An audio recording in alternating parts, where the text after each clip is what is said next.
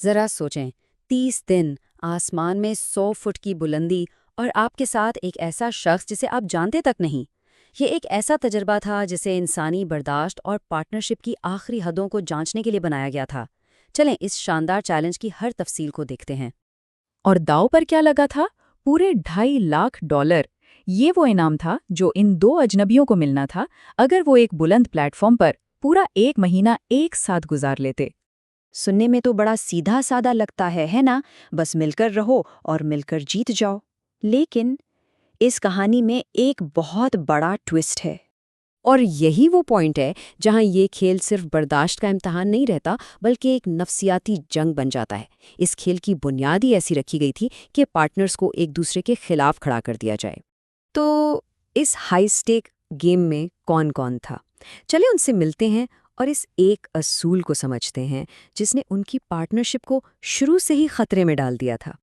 ایک طرف تھی ایلسن، جو بھاری مشینری چلاتی ہے، مطلب ایک مضبوط پریکٹیکل سوچ رکھنے والی خاتون، اور دوسری طرف تھا اینگس، جو ایک ریالٹی ٹی وی شو کا سٹار تھا، یعنی دو بالکل الگ دنیاؤں کے لوگ۔ اور شاید یہی تو اس تجربے کا اصل مقصد تھا۔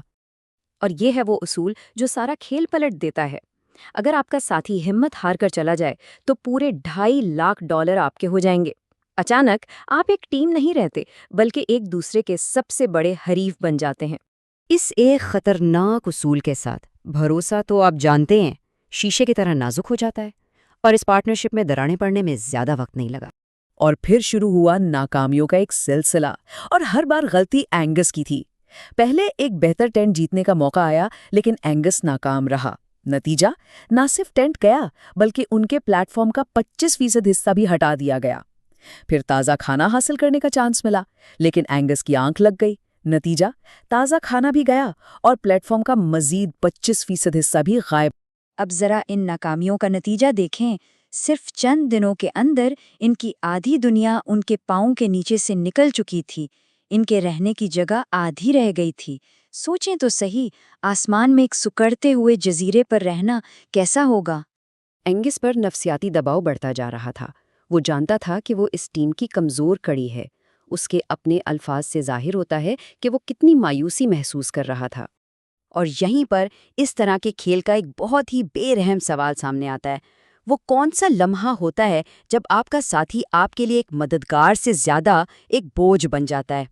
لیکن کھیل نے ایک آخری موقع دیا، اپنی غلطیوں کو سدھارنے کا، خود کو بچانے کا ایک موقع۔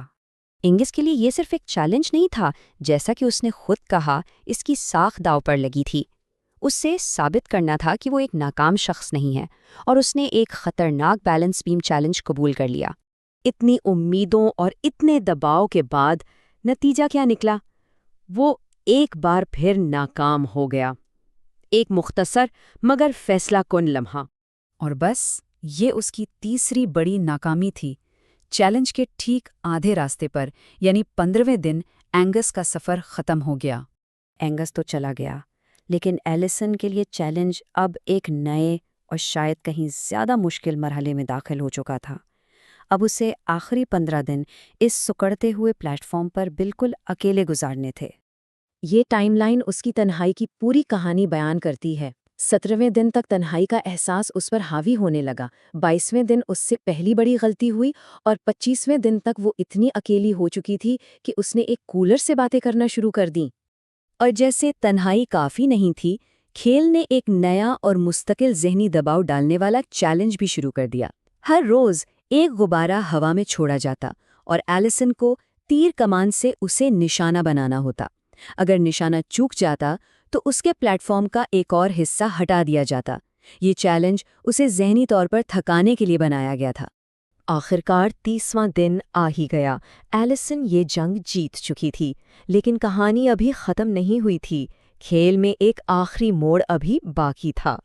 اسے ایک آخری فیصلہ کرنا تھا۔ پہلا آپشن، گارنٹی شدہ $2.5 لاکھ لے کر گھر چلی جائے۔ دوسرا آپشن، اسی بیلنس بیم کو پار کر کے اپنی رقم دگنی کر کے $250,000 کر لے۔ جی ہاں، وہی بیلنس بیم جس نے اینگس کو ہرایا تھا۔ ایسے لمحے میں کسی کے ذہن میں کیا چلتا ہے؟ ایلسن کے اپنے الفاظ میں سنیے۔ یہ رسک اور ریوارڈ کا ایک بہترین تجزیہ ہے۔ اس کے لیے کچھ نہ کچھ لے کر جانا سب کچھ کھو دینے کے خطرے سے کہیں بہتر تھا۔ اور اس نے وہی کیا۔ اس نے محفوظ راستہ چنا اور $2.5 लाख جیت لیے۔ اور سب سے دلچسپ بات یہ ہے کہ بعد میں جب اس نے صرف تفریح کے لیے اس بیم کو آزمانے کی کوشش کی تو وہ گر گئی۔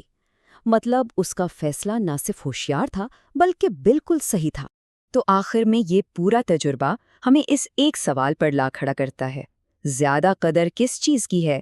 ایک بہت بڑے، زندگی بدل دینے والے انعام کی، یا پھر اس یقین کی کہ آپ فاتح بن کر گھر جائیں گے؟ اس پر سوچئے گا۔